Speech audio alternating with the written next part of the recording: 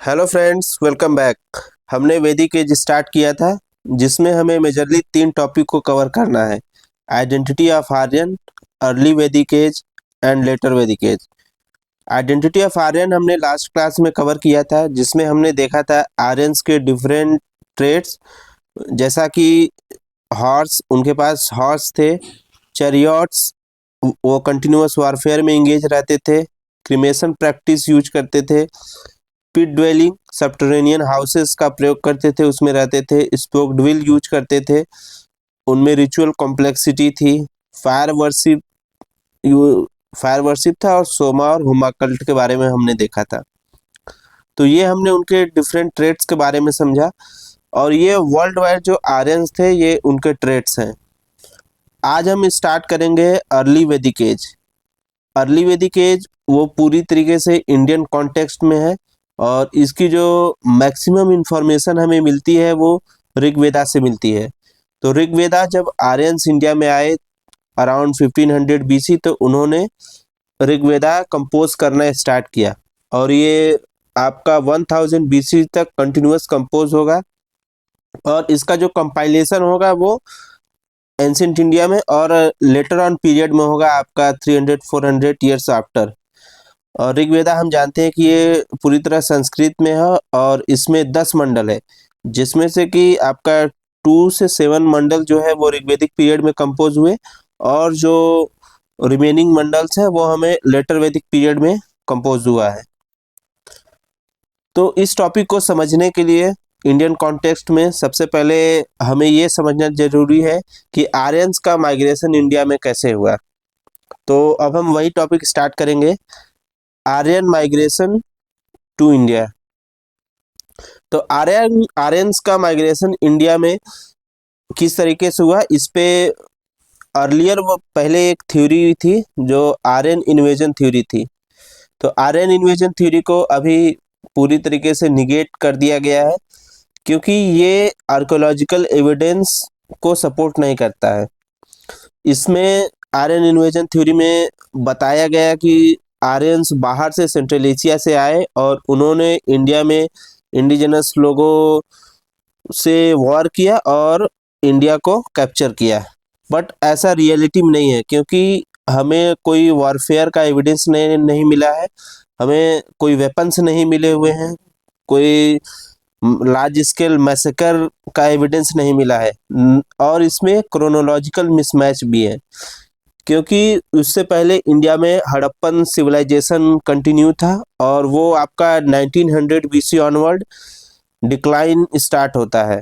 और फिर हम देखते हैं कि उस समय हमें जैसे एक बोन मिला हुआ है सुरकोतड़ा में, और वो बोन आपको पोस्ट हड़प्पन फेज का है। तो उस समय कोई एक माइनर वेव आर्यंस का माइग्रेशन हुआ होगा, या तो हमें मोहनजोदाड़ो में जो स्केल्टन्स मिले हुए हैं, और वो भी लार्ज स्केल पे स्केल्टन नहीं है, वो भी आपके कुछ 37 के आसपास स्केल्टन मिले हुए हैं, जो कि ये प्रूव नहीं करता है कि आर्यंस ने इंडिया में आए और यहाँ पे एक लार्ज स्केल पे वॉरफेयर हुआ। तो और इसमें क्रोनोलॉजिकल मिसमैच है, जैसा मैंने बताया कि जो पोस्ट हड़प्पन फेज जो है वो स्टार्ट हो गया 1900 ऑनवर्ड, और आपका 1500-1400 तक वो कंटिन्यू रहता है। बट हमें आर्यन का जो मेजर माइग्रेशन जो इंडिया में जो फर्स्ट वेव दिखाई देता है, वो हमें 1500 बीसी में दिखाई देता है, जहां से ऋग्वेदा का कंपोजिशन स्टार्ट हुआ। तो इसीलिए अभी जो एक्सेप्टेड हाइपोथेसिस है वो है कि आर्यंस का माइग्रेशन हुआ इंडिया में। तो जब माइग्रेशन इंडिया में हुआ तो वो डिफरेंट वेव्स में हुआ, और वो डिफरेंट टाइम पीरियड में हुआ। जैसे कुछ माइनर वेव वो स्टार्ट हो गए थे आपके पोस्ट हड़प्पन फेज में ही, बट हमें जो मेजर वेव दिखाई देता है वो हमें 1500 बीसी के ऑनवर्ड दिखाई देता है। तो इसमें जो इनका जो पाथ रहा है वो माइग्रेशन का, वो अब हम देखते हैं, इसको मैप की हेल्प से देखते हैं। तो हम जानते हैं कि आर्यंस जो है वो सेंट्रल एशिया में रहते थे, और ये सेंट्रल एशिया में उस समय पर्टिकुलरली 2 मेजर कल्चर थे। वो आर्यंस के ही कल्चर थे, बट उसमें एक रीजनल वेरिएशन था। जैसे अगर हम स्टेपी रीजन की बात करें तो वहाँ पे एंड्रोनोवो कल्चर था, और उसके जस्ट साउथ में हमें नॉर्दर्न अफगानिस्तान, उज्बेकिस्तान और तुर्कमेनिस्तान के एरिया में हमें एक और कल्चर मिलता है, बैक्ट्रिया मार्जियाना आर्कियोलॉजिकल कॉम्प्लेक्स। तो ये जो डिफरेंट कल्चर है ये आर्कियोलॉजिस्ट द्वारा डिवाइड किया गया है इन आर्यंस के कल्चर को समझने के लिए और उनके ओरिजिन और माइग्रेशन के पैटर्न को समझने के लिए। तो इसमें जो एंडोनोवो कल्चर था उसके कुछ स्पेसिफिक ट्रेड्स थे, और जो बैक्ट्रिया का रीजन में जो कल्चर डेवलप हुआ उसके कुछ स्पेसिफिक ट्रेड्स थे। जैसे कि मैं बात करूँ अगर एंडोनोवो कल्चर में, तो इनमें इनके पास जो हॉर्स थे, चैरियोट्स, और आपका स्पोक्ड व्हील यूज करते थे, पिट ड्वेलिंग का यूज करते थे। तो ये एंडोनोवो कल्चर का स्पेसिफिक ट्रेड था। और बैक्ट्रिया मार्जियाना का था, यहाँ पे रिचुअल कॉम्प्लेक्सिटी था, ये फायर वर्शिप करते थे, और सोमा और जो अवेस्टन लैंग्वेज में होमा जिसे बोलते हैं, सोमा होमा कल्ट भी हमें बैक्ट्रिया रीजन में ही डेवलप होता दिखाई देता है। तो अब जब 2000 बीसी के अराउंड जब आर्यंस का माइग्रेशन स्टार्ट हुआ, तो ये एंडोनोवो कल्चर के लोग साउथ की तरफ मूव करते हैं, और इनका जो फर्स्ट इंटरेक्शन है वो बैक्ट्रिया रीजन में बैक्ट्रिया मार्जियाना आर्कियोलॉजिकल कॉम्प्लेक्स से होता है। और यहाँ पे जब इंटरेक्शन होगा तो इनमें इनका एक कल्चरल एक्सचेंज होगा। तो कल्चरल एक्सचेंज में तो वही अब हम कंबाइंड जो आर्यन का ट्रेट है, जिसमें कि horse, spoked wheel, chariot, pit dwelling, बर्क, उसके साथ रिचुअल कॉम्प्लेक्सिटी, फायर वर्शिप और सोमा और होमा कल्ट, ये कंबाइंड जो आपका ट्रेट है वो आर्यंस के बीच में आएगा। और इसके बाद, इस इंटरेक्शन के बाद आर्यंस फर्दर साउथ की तरफ मूव करेंगे, और इनका जो फर्स्ट वेव है वो आपको ईरान में जाएगा। ईरान में वहाँ पे एक अलग कल्चर डेवलप होगा उस, और उन्हीं में से एक वेव जो है वो इंडिया की तरफ आएगा। तो जब ये इंडिया की तरफ बढ़ रहे थे तो इनका जो पहला इंटरेक्शन था वो स्वात वैली में हुआ। तो अब स्वात वैली में हमें वहाँ पे कुछ ऐसे सिरेमिक मिले हुए हैं जो ये सजेस्ट करते हैं कि उनमें आयरन का ट्रेट्स है, जैसे कि पोस्ट क्रिमेशन बरियल्स प्रैक्टिस हमें इसमें दिखता है। तो स्वात वैली एक्चुअली यहाँ पर उस वक्त में पोस्ट हड़प्पन फेज कंटिन्यू था, और यहाँ पे पोस्ट हड़प्पन फेज का गंधारा ग्रेव कल्चर कंटिन्यू था वहाँ पे। और हम और भी जानते हैं कि पोस्ट हड़प्पन फेज में हमें सिमेट्री एच कल्चर मिला हड़प्पा के पास में, रंगपुर कल्चर हमें गुजरात में मिला, और पिराक कल्चर हमें मेहरगढ़ में, और उसी तरह झुकर कल्चर हमें इंडस रिवर के किनारे आपका मोहनजोदाड़ो के नॉर्थ में मिला। तो इस तरीके से ये जो 5 पोस्ट हड़प्पन फेज के कल्चरल कंटिन्यूटी था, उसी में जो आर्यंस का फर्स्ट इंटरेक्शन हमें स्वात वैली में गांधारा ग्रेव कल्चर से होता हुआ दिखाई देता है। तो इसके बाद आर्यंस जो है वो नॉर्थ वेस्टर्न इंडिया में आए, और मोस्टली वो इंडस रीजन के अराउंड ही सेटल हुए, इंडस रीजन में, और north western part of Indian सब कॉन्टिनेंट, जिसमें आपका पाकिस्तान, कुछ part of eastern Afghanistan, Punjab और नॉर्थ वेस्टर्न यूपी का एरिया था। तो अब हम देखते हैं कि जब आर्यंस इंडिया में आ गए तो उन्होंने यहाँ पे ऋग्वेदा कंपोज करना स्टार्ट किया। तो यहाँ से अब हम ये समझेंगे कि आर्यंस का ऋग्वेदा में क्या कंट्रीब्यूशन रहा, और ऋग्वेदा हमें उनके बारे में क्या क्या क्या इंफॉर्मेशन देता है। चलो ठीक है।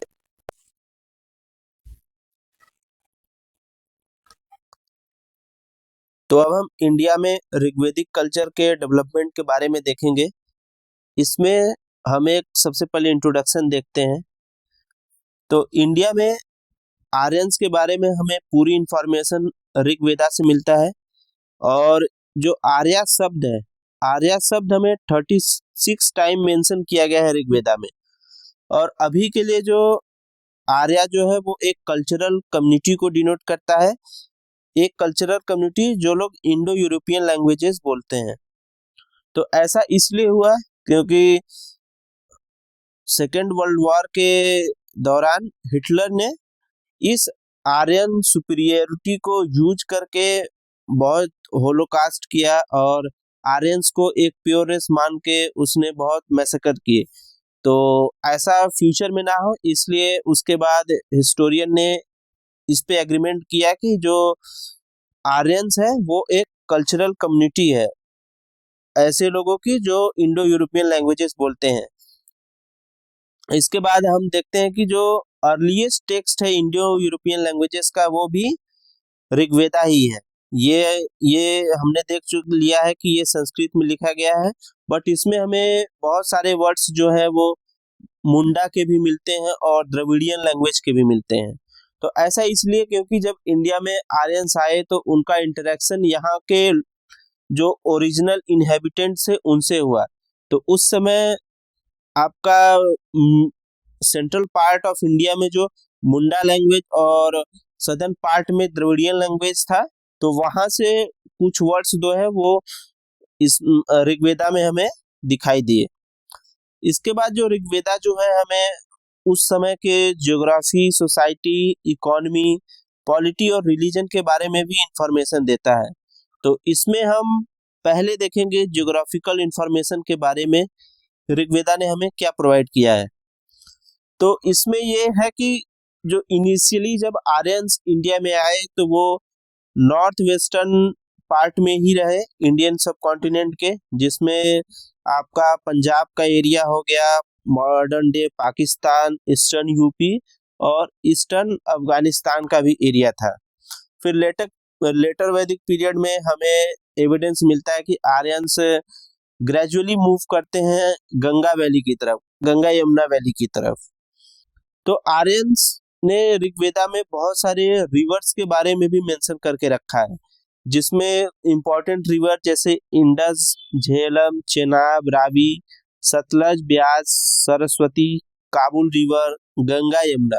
तो गंगा यमुना रिवर जो है इसका केवल 2 बार ही मेंशन किया गया है और ये इसलिए क्योंकि जो आर्यंस थे वो मेजरली इंडस रिवर के अराउंड ही सेटल्ड थे इनिशियल पीरियड में, और हमें गंगा यमुना का मेंशन हमें लेटर वैदिक पीरियड में और भी ज्यादा बार दिखेगा। तो जो झेलम था उस वक्त, तो उन्होंने झेलम को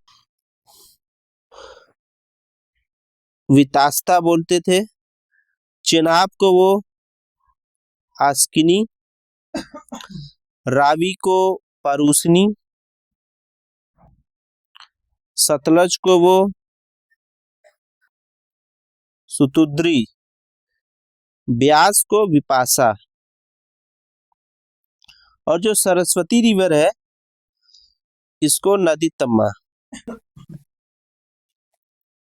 तो इसमें जो सबसे ज्यादा बार मेंशन है वो आपका इंडस रिवर है, और बट सबसे जो सेक्रेट रिवर माना गया है वो सरस्वती रिवर है। तो सरस्वती रिवर को नदी तमा भी बोलते थे। और जो मॉडर्न डे में अगर हम सरस्वती रिवर की बात करें तो इस पे 2 व्यू चलते हैं। एक तो लोग जो इंडियन हिस्टोरियन है वो ये कहते हैं कि जो सरस्वती रिवर है वो प्रेजेंट डे जो घग्गर हकरा चैनल है जो आपका पंजाब और राजस्थान में फ्लो होता है वो है। और कुछ लोगों का मानना है कि जो सदर्न अफगानिस्तान में हेलमंड रिवर, जिसको अवेस्तन लैंग्वेज में उस वक्त हाराख्वती बोलते थे, उससे कुछ लोग रिलेट करते हैं। तो ये रहा ज्योग्राफिकल इंफॉर्मेशन। तो अब हम बात करेंगे सोसाइटी के बारे में। तो अगर हम आर्यन सोसाइटी की बात करें तो वो एक अर्ली लेवल की एक प्रिमिटिव सोसाइटी थी, जो कि सेटल्ड विलेज सिस्टम का कॉन्सेप्ट उस वक्त नहीं आया था, इसलिए वो लोग मोस्टली पास्टोरलिस्ट थे और एग्रीकल्चर बहुत ही लिमिटेड था उस वक्त। तो अगर उनकी सोसाइटी का डिवीजन देखें तो उनमें आर्यन और नॉन आर्यन दोनों थे। तो आर्यंस जो बाहर से माइग्रेशन से आए थे सेंट्रल एशिया से, और जो नॉन आर्यन थे वो यहाँ के ओरिजिनल इनहेबिटेंट थे। तो इसमें भी 2 ग्रुप था, दासा एंड दस्यूस। तो दासा वो जैसा एंशियंट इरानियन टेक्स्ट में भी मेंशन है कि ये एक अर्ली वेव ऑफ आर्यन था। ये जब पोस्ट हड़प्पन फेज था, अगर हम बात करें हड़प्पन फेज की डिक्लाइन 1900 बीसी से और 1500 बीसी, तो उस टाइम पीरियड के बीच में जो वेव आई थी वो लोग दासा थे। ये लोग उस वक्त इंडिया में लगभग 200-300 ईयर्स से रह रहे थे। और सेकंड जो थे वो यहाँ के ओरिजिनल इनहेबिटेंट थे दस्यूज। तो दस्यूज जो थे वो इंडिया में ही रहते थे पहले से। तो आर्यंस जब इंडिया में आए तो इन दोनों के बीच में कन्फ्रंट्रेशन स्टार्ट हुआ। तो इसी कन्फ्रंट्रेशन की वजह से आर्यंस ने एक सिस्टम डेवलप किया जो हम कहते हैं वर्डा सिस्टम। तो अर्लियर लेवल पे जो वर्डा सिस्टम था वो एक कलर के बेस पे था, मोस्टली वो कलर कॉम्प्लेक्शन, जैसे कि जो आर्यंस थे वो कोल्ड टेम्परेट रीजन से आए थे तो वो लोग फेयर थे, और जो नॉन आर्यन थे वो रिलेटिवली डार्कर थे। तो ये एक तरीके से सोशल ऑर्डर को आइडेंटिफाई करने के लिए भी यूज होता था। लेकिन इसके बारे में हम देखते हैं कि जब राइटर्स ने लिखा तो इसको बहुत ही एक्सेजरेट किया और इसको एक रेशियल डिस्टिंक्शन की तरह बताया है। बट हम लेटर ऑन देखेंगे भी कि लेटर वैदिक पीरियड में ये वर्डा सिस्टम फोर फोल्ड वर्डा सिस्टम में बदल जाएगा, जो कि आप जानते हैं कि ब्राह्मणा, क्षत्रिय, वैश्य एंड शूद्र। तो ये फोर फोल्ड वर्डा सिस्टम है, वो हम आगे देखेंगे। तो अगर हम सोशल स्ट्रक्चर की बात करें तो सोशल स्ट्रक्चर उनका बेसिकली किनशिप के बेस पे था, जिसमें जो उनकी स्मॉलेस्ट यूनिट थी वो फैमिली थी। तो फैमिली को गृहा भी बोलते हैं और कुला भी। तो गृहा एक्चुअली इसका ज्यादा बार मेंशन है क्योंकि ये ऋग्वेदिक पीरियड में स्टार्टिंग में गृहा ही बोला जाता था।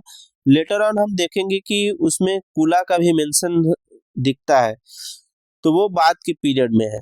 तो ये जो स्मॉलेस्ट यूनिट थी और जो गृहा का हेड था वो गृहपति था, और जो कुला का हेड वो कुलापा। तो ये फैमिली जिसमें मदर, फादर, इवन स्लेव्स भी इसमें कंसीडर किए जाते थे। नेक्स्ट इससे बड़ी जो यूनिट थी वो ग्राम थी, जिसको ग्रामा बोलते हैं। तो ये एक्चुअली ग्रामा है, तो ग्रामा बोलते हैं, और इसका हेड जो था वो ग्रामणी थी। तो इसमें कई सारे कुला को मिलाकर ग्रामा बनता था, उसी तरीके से कई सारे ग्रामा को मिलाकर विस बनता था। विस एक क्लैन था। तो और विस का जो हेड होता था उसको विस्पति बोलते थे वो लोग। और ऐसे ही कई सारे विस्पति को और विस को मिलाकर जना, जो कि एक कंप्लीट ट्राइब उनकी थी, वो बनता था। और जो जना का हेड होता था वो राजन।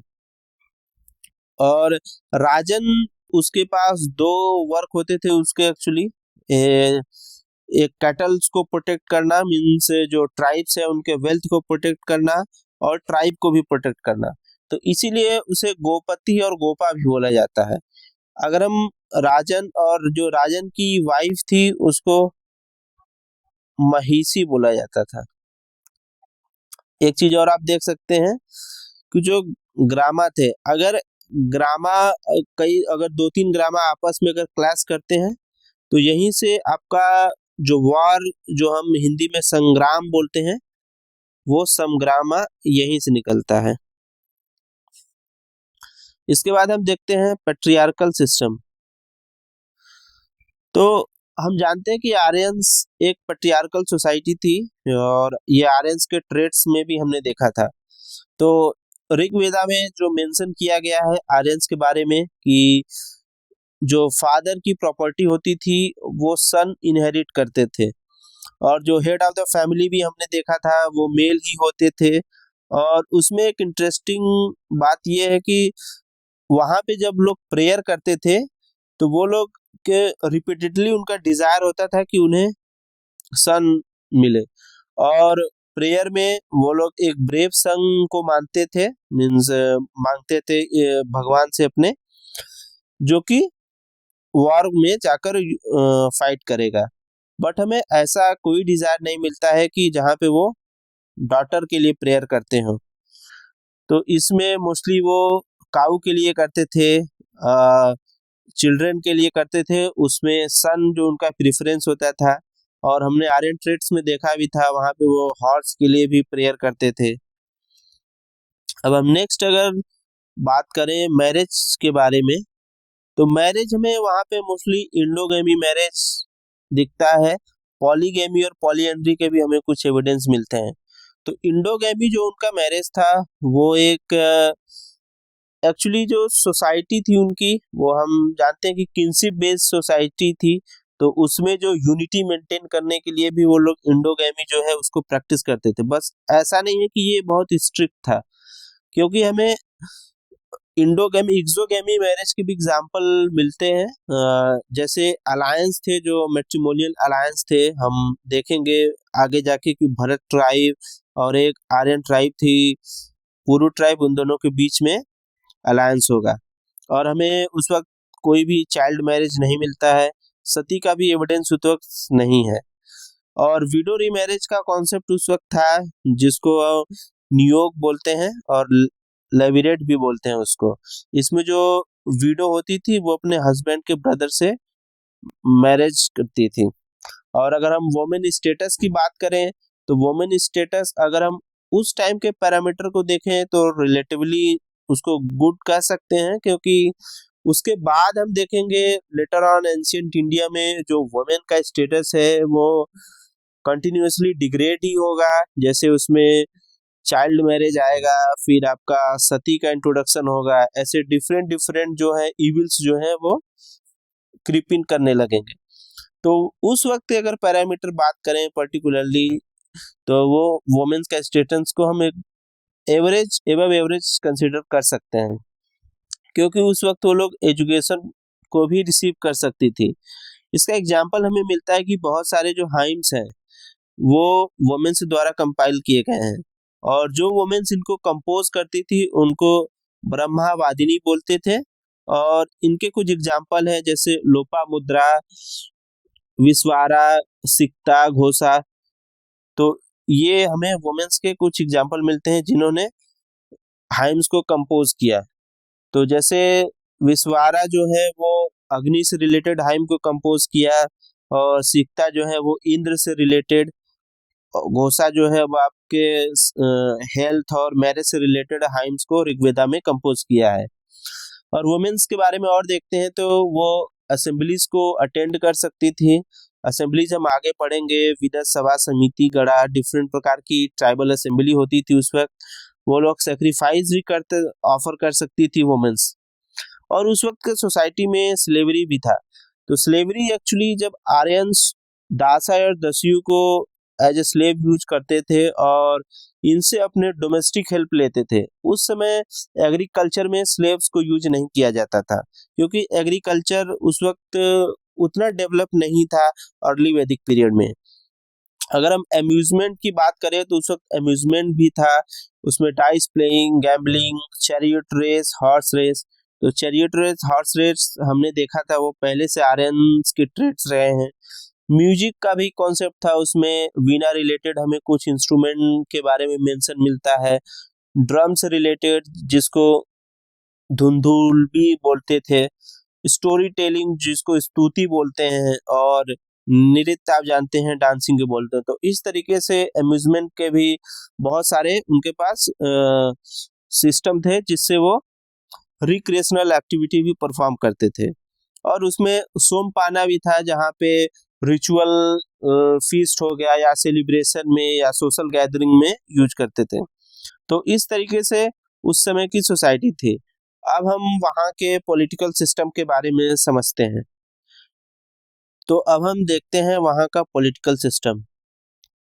तो पॉलिटिकल सिस्टम अगर बात करें तो वो बहुत वेल ऑर्गेनाइज नहीं था, क्योंकि हमें उसमें सिविल एडमिनिस्ट्रेशन के बारे में नहीं, कोई भी एविडेंस नहीं मिला है, और सिविल एडमिनिस्ट्रेशन उस वक्त था भी नहीं बेसिकली, क्योंकि कोई टैक्स का कलेक्शन नहीं होता था। तो और कोई सरप्लस नहीं थी इकोनॉमी में, तो सिविल एडमिनिस्ट्रेशन की जरूरत नहीं थी। और वैसे भी वो आर्यंस वो एक जगह से दूसरी जगह वो कंटिन्यूअस मूव करते थे, तो एक सेडेंट्री लाइफ स्टाइल नहीं था उस वक्त। तो अगर हम पॉलिटिकल सिस्टम में एडमिनिस्ट्रेशन की बात करें तो एडमिनिस्ट्रेटिव मशीनरी का जो हेड था वो राजन था, और उसको ट्राइबल चीफ भी राजन ही था। तो राजन का बेसिकली दो ड्यूटी होता था, प्रोटेक्शन ऑफ ट्राइब और प्रोटेक्शन ऑफ वेल्थ। अब ये जो वेल्थ है, उस वक्त का वेल्थ जो कैटल्स ही था, काऊ था, उनका वेल्थ था। तो यही राजन की मेन ड्यूटी होती थी। तो अगर हम उस वक्त राजन की बात करें तो उसके पास कोई अनलिमिटेड पावर नहीं था, उसके पास बहुत ही लिमिटेड ही पावर थी। अब वो हेरिडिटरी जो पोस्ट है वो भी नहीं था, वो वहाँ पे इलेक्शन होता था असेंबली द्वारा, जो कि समिति है। तो ऐसे बहुत सारे असेंबली है, तो उसमें समिति द्वारा इलेक्शन होता था जिससे जो किंग है उसका अप्रूवल होता था। और उसमें मैं बोला कि पावर जो है अनलिमिटेड नहीं थी। इसके पीछे का रीजन यही है कि वो सोसाइटी जो थी पास्टोरल सोसाइटी थी, तो उसमें कोई भी सरप्लस नहीं था। जब सरप्लस नहीं था तो वहां पे स्टैंडिंग आर्मी नहीं थी। अगर किसी भी राजा को पावरफुल होने के लिए उसके पास एक स्टैंडिंग आर्मी होनी चाहिए, जो कि राजा के किसी भी डायरेक्शन को पूरी लॉयल्टी से उसको एग्जीक्यूट करे। तो इसी वजह से जो वहाँ के ट्राइब्स में जो लोग थे उनकी जो लॉयल्टी थी वो टुवर्ड्स द ट्राइब थी, वो राजन के प्रति जो लॉयल्टी थी वो नहीं थी। तो इसलिए हम कह सकते हैं कि अनलिमिटेड पावर नहीं था राजन के पास। और अगर हम सपोर्टिंग ऑफिसर्स की बात करें जो डे टू डे एडमिनिस्ट्रेशन में चीफ ट्राइबल चीफ का हेल्प करते थे, तो उसमें जो फर्स्ट है वो पुरोहित है। तो पुरोहित गुरु भी बोलते हैं उसको। तो ये एक्चुअली किंग का रिलीजियस एडवाइजर था, और ये डिफरेंट प्रकार के जो सेक्रीफाइसेस किंग परफॉर्म करते थे उसमें हेल्प करता था, और ये किंग को मोरली और पॉलिटिकली गाइड भी करता था। सेकंड ऑफिसर था वो सेनानी। सेनानी कमांडर इन चीफ था, वो ट्राइबल आर्मी का हेड था। तो सेनानी एक्चुअली जब कहीं वॉर होता था दूसरे ट्राइब से, तो उस वॉर को सेनानी ही ऑर्गेनाइज करता था, और उसमें जो यूज होते थे स्पेयर हो गए, स्वार्ड हो गया, एक्स हो गया, तो उन सब इक्विपमेंट्स का भी मैनेजमेंट वो सेनानी के हाथ में था। फिर नेक्स्ट ऑफिसर है व्रजपति। तो व्रजपति एक पहला ऑफिसर है जिसको टेरिटरी और लैंड से एसोसिएट किया जाता है। तो व्रजपति एक्चुअली वो पास्चर जो ग्राउंड होते थे आर्यंस के, उनका हेड था। और कुछ जैसे कुछ वर्षों के लिए कोई सेटल्ड विलेज है तो उनका भी हेड जो है वो व्रजपति था। तो व्रजपति जो है वो भी बैटल्स को लीड करता था। तो जैसे कि हम देखें तो हमने देखा था कुलापा, तो वॉर के टाइम पे कुलापा भी वॉर को लीड करते थे, तो उनके ऊपर जो हेड था वो बृहस्पति था। और नेक्स्ट ऑफिसर जो है वो ग्रामीणी। तो ग्रामीणी जो है वो हेड ऑफ ग्रामा हमने देखा हुआ है, और ये भी एक फाइटिंग यूनिट थी, ये भी एक फाइटिंग यूनिट की तरह यूज होता था। और ग्रामीणी के बारे में एक बात और आप जान लीजिए कि ये ग्रामीणी जो है जब ऋग्वेदिक पीरियड में आगे चल के एग्रीकल्चर की तरफ शिफ्ट हुए और सेटल्ड विलेज सिस्टम आया, तो ग्रामीणी जो पोजीशन था वो आगे बृहस्पति का पोजीशन बन गया।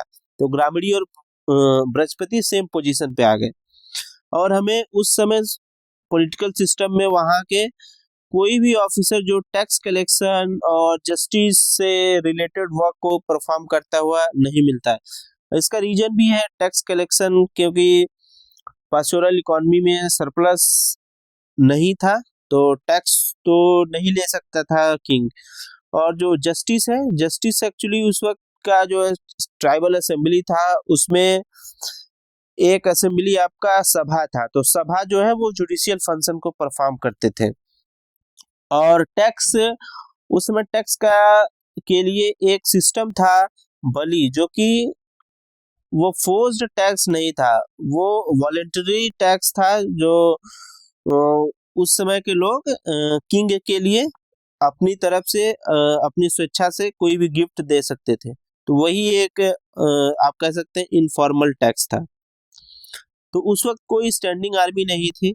अब स्टैंडिंग आर्मी इसलिए नहीं थी, अगर इसका रीजन आप लिख सकते हैं कि इकोनॉमी जो थी वो पास्टोरल थी, तो पास्टोरल की वजह से सरप्लस नहीं था उस वक्त। तो जब सरप्लस नहीं होगा तो आप आर्मी को पे नहीं कर सकते हैं। और सेकंड रीजन था, सेम यहीं से आता है कि कोई टैक्सेशन सिस्टम नहीं था। कोई जब टैक्सेशन सिस्टम नहीं था तो उस वजह से भी किंग के पास कोई सरप्लस अमाउंट में मनी नहीं था, और रेदर कहें तो जो टैक्स के लिए जो ग्रेन्स वगैरह या पास्चर्स ही बोले या कैटल्स, तो एक्सेस नहीं था तो वो पे नहीं कर सकता था। और सोसाइटी जो थी वो किनशिप बेस्ड थी। तो किनशिप बेस्ड सोसाइटी में लोगों का जो लॉयल्टी है वो टुवर्ड्स द ट्राइब है, वो किसी एक पर्टिकुलर पर्सन के प्रति लॉयल्टी नहीं था। तो वार के टाइम पे अगर स्टैंडिंग आर्मी नहीं है फिर भी हम जानते हैं कि वो लोग कंटिन्यूअस वार में इंगेज रहते थे। तो वार में एक्चुअली वो एक कॉन्सेप्ट यूज करते थे जिसे हम मस्टर्ड आर्मी बोलते हैं। तो मस्टर्ड आर्मी में क्या था कि जब भी कभी भी वॉर होता था तो वो लोग एक स्मॉल स्मॉल मिलिशिया को ऑर्गेनाइज करते थे अपने ही ट्राइब में से। तो वही के लोग इकट्ठा होते थे और वार के लिए जाते थे। तो अगर हम उनके मिलिट्री फंक्शन की बात करें तो मिलिट्री फंक्शन जो परफॉर्म किया जाता था उसमें डिफरेंट डिफरेंट ग्रुप थे। तो अगर आप मिलिट्री फंक्शन को देखें तो इसमें डिफरेंट ग्रुप थे। तो जैसे आपका जो फर्स्ट है उसको आप बोल सकते हैं व्रता। तो व्रता जो था ये ऐसे वॉरियर थे जो वोथ और डिसिप्लिन बाउंड थे। ये लोग वो पर्टिकुलर वोथ लेते थे, प्रोफेशनल तरीके से डिसिप्लिन का फॉलो करते थे। उसी तरह कुछ ग्रुप्स थे आपका गना। तो गना भी एक तरीके का स्मॉलर ट्रूप होता था। फिर ग्रामा, ग्रामा हमने देखा है ग्रामीणी जो है वो वॉर को लीड करते थे। तो ग्रामा एक मूविंग ट्रूप होता था। और फिर एक आपका लास्ट है सरधा। तो सरधा जो है ये लार्ज ट्राइबल कंटिजेंट था, इसमें ज्यादा नंबर्स में लोग होते थे, मीन्स बहुत ही बड़ी ट्रूप्स ये होती थी। अगर किसी बड़े ट्राइब से वॉर करना है तो उसमें ये इंगेज होते थे। तो अब हम देख लेते हैं उस वक्त के ट्राइबल असेंबली के बारे में। ट्राइबल असेंबली तो मेजरली 3 ट्राइबल असेंबली थी। तो इनको हम देखते हैं, इनका नाम पर्टिकुलर। तो फर्स्ट आपकी असेंबली थी वो विदत। तो विदत में इसको ओल्डेस्ट असेंबली भी बोलते हैं। और इसके जो मेंबर थे विदत के वो कॉमन पीपल थे।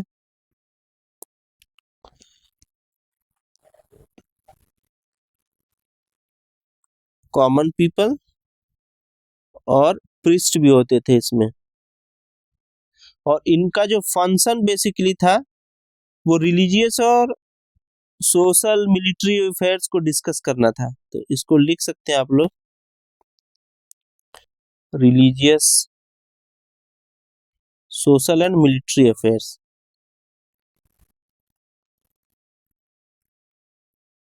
मिलिट्री अफेयर्स को डिस्कस करना था। और ये लोग जो मनी, अगर 2 ट्राइब्स के बीच में वॉर हुआ उनमें जो वॉर के टाइम पे जो भी वेल्थ और कैटल जो इन्होंने वहां से लिया उसको डिस्ट्रीब्यूशन के लिए भी इसी में डिस्कशन होता था, जिसको आप लिख सकते हैं कि distribution, distribution of spoil of war. इसके बाद जो हमारी सेकेंड असेंबली थी, फर्स्ट असेंबली में एक चीज और नोट कर सकते हैं, इसमें वुमेन्स का पार्टिसिपेशन था। और सेकेंड असेंबली हमारी थी सभा। तो सभा बेसिकली एक स्मॉलर असेंबली थी और इसमें जो इलीट लोग ही रहते थे, एक तरीके से काउंसिल की तरह ये वर्क करती थी। तो इसके जो मेंबर्स थे वो एल्डर्स होते थे, नोबल्स होते थे उस वक्त के, और इनका जो फंक्शन था वो जुडिशियल फंक्शन था। जुडिशियल फंक्शन हो गया, ये किंग को एडवाइस भी करते थे डिफरेंट मैटर पे, किसी इंपॉर्टेंट मैटर्स पे। डिस्प्यूट अगर कहीं पे है तो उसको सेटलमेंट के लिए उन्हें सभा में आना पड़ता था। इसमें जो वुमेन्स की जो इसमें पार्टिसिपेशन है वो लिमिटेड है, इसमें लिमिटेड है। बेसिकली इसमें मोस्टली मेल मेंबर थे, और वो भी उसमें जो इम्पोर्टेंट लोग थे वही लोग थे, जैसे एल्डर्स हो गए, नोबल्स हो गए। और उसके बाद जो थर्ड असेंबली है वो समिति है। तो समिति के बारे में हमने देखा कि समिति ही असेंबली है जो किंग के इलेक्शन में वर्क करती थी। तो ये एक जनरल ट्राइबल असेंबली थी, जनरल ट्राइबल असेंबली। और इसके जो मेंबर्स थे वो सभी लोग होते थे कॉमन पीपल, बोले या तो आप होल ट्राइब भी लिख सकते हैं। तो इनका जो वर्क था वो किंग के इलेक्शन में या तो अप्रूवल में, और ये लोग पॉलिटिकल डिसीजन भी लेते थे। पॉलिटिकल डिसीजन हो गया, फिर वॉर एंड पीस से रिलेटेड कोई मैटर है तो उस पे भी डिस्कशन जो है वो समिति में होता था। तो ये हमारा हो गया ट्राइबल असेंबली के बारे में। तो अब हम पॉलिटिकल सिस्टम का लास्ट टॉपिक देखेंगे जो है बैटल। तो बैटल हम जानते हैं कि आर्यंस जो है वो कंटिन्यूअस बैटल में इंगेज रहते थे। इंटर ट्राइबल वॉर भी होते थे उनके बीच में। जनरली ये जो वॉर है वो कैटल्स के लिए होता था, पास्चर लैंड के लिए और ट्राइबल सुप्रीमेसी के लिए भी होता था।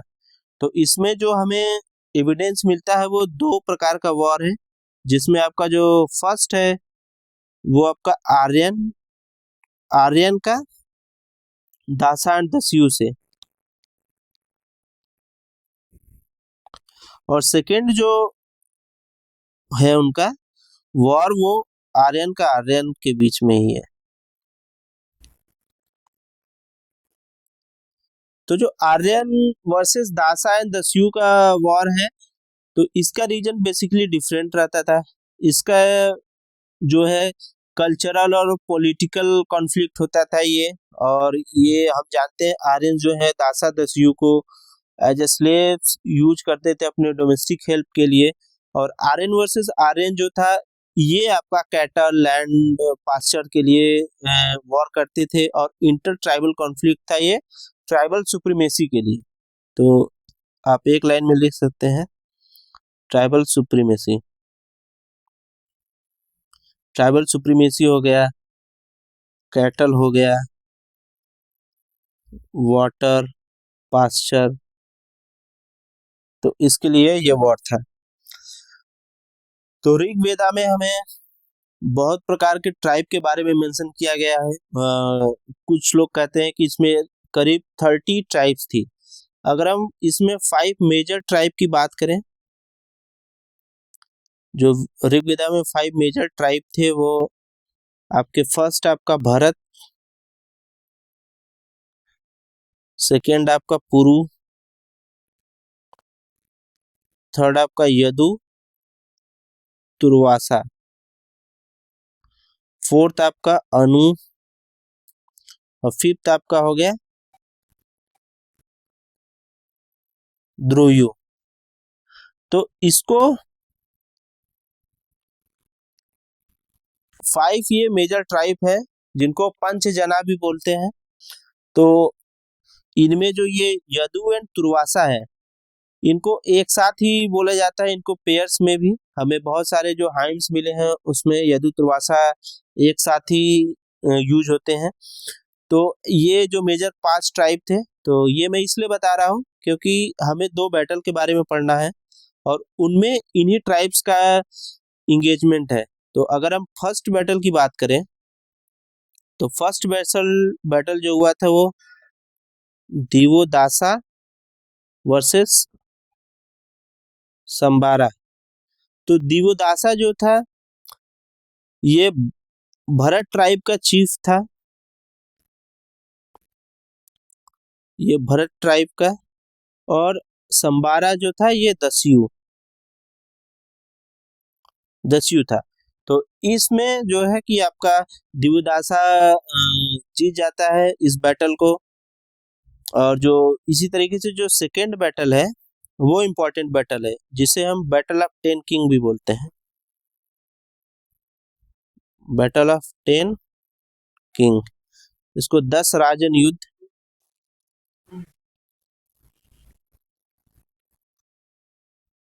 10 राजन युद्ध भी बोला जाता है। तो इसके बारे में जो ऋग्वेदा में मेंशन किया गया है वो आपको 7th मंडल में मिल जाएगा, 7th मंडल में मिलेगा। और ये आपका रावी रिवर के बैंक पे हुआ था, जिसे ऋग्वेदा में परुस्नी रिवर भी बोलते हैं। तो आप बैटल देखते हैं। तो बैटल एक्चुअली आपका सुदासा वर्सेस 10 चीफ थे। अब 10 राजन युद्ध इसलिए है क्योंकि सुदासा जो भरत ट्राइब का हेड था और ये दिव्योदोसा जो हमने देखा है फर्स्ट बैटल दिव्योदोसा, उसका ग्रैंडसन भी था। तो इसको आप लिख भी सकते हैं, दिव्योदोसा ग्रैंडसन। और जो 10 चीफ है, इन 10 चीफ में 5 आर्यन और 5 नॉन आर्यन ट्राइब है। तो इन दोनों के बीच में ये बैटल होगा। और सुदासा के जो उस वक्त प्रीस्ट थे वो आपके वशिष्ठ हैं, और आपके 10 राजन युद्ध में जो 10 चीफ्स हैं उनके जो प्रीस्ट हैं वो विश्वामित्र। तो इस बैटल में भी सुदासा जो है वो इन 10 की चीफ को जो डिफीट करेगा, और इसके बाद जो भरत ट्राइब की जो है सुप्रीमेसी वो इंडिया में आएगी। तो ये जो 5 आर्यन ट्राइब जो डिफीट हुए थे, इनमें जो मेजर ट्राइब था वो पुरु था। तो लेटर ऑन हम देखेंगे कि जो भरत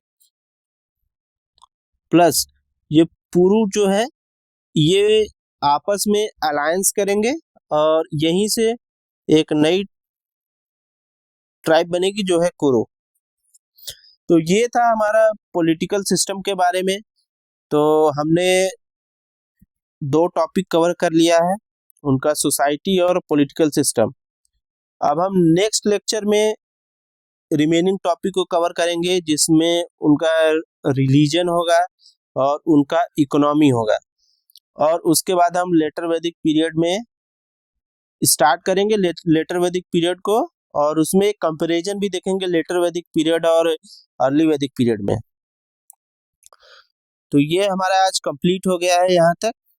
तो इसमें अगर आपको कहीं भी कोई डाउट आएगा तो आप कमेंट बॉक्स में लिख सकते हैं, आपको उसका जो आंसर है वो जरूर दिया जाएगा। तो धन्यवाद आप सभी का, मिलते हैं आपसे नेक्स्ट वीडियो में, तब तक के लिए धन्यवाद।